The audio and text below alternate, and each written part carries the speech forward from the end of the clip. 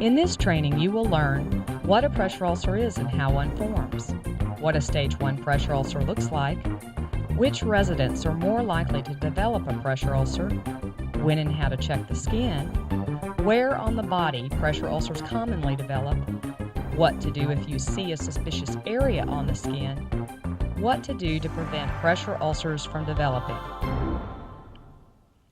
A pressure ulcer is a sore caused by constant pressure to the skin and underlying muscle.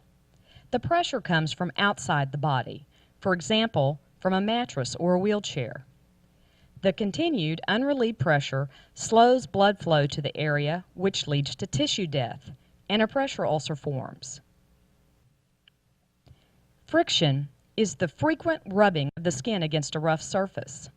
This causes tissue irritation. Shear is when the outer layer of skin sticks to a chair or bed sheet, and the tissue under the skin slides across the bone and separates. Pressure ulcers are categorized or staged to describe the amount of tissue damage. The stages range from 1 to 4. A stage 1 pressure ulcer is an area of skin that looks noticeably different than the surrounding areas. It may appear red, and that redness does not fade when the skin is touched and released.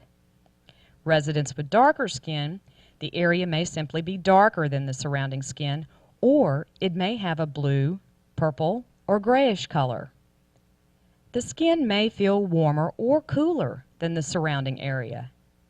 It also may feel spongy or raised.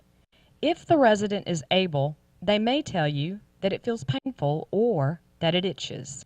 A stage 2 pressure ulcer is more severe and may have a blister, a scraped appearance, or even may have the top layer of skin worn off.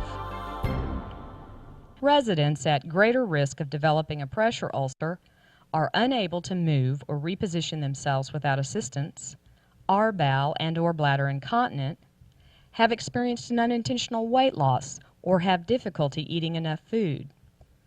Often display a lowered mental awareness or a decreased ability to feel and report pain. When you see even just 1 or 2 of these risk factors, the inability to reposition, incontinence, poor nutrition, or a lowered mental status, be on the lookout. This resident is at greater risk for developing a pressure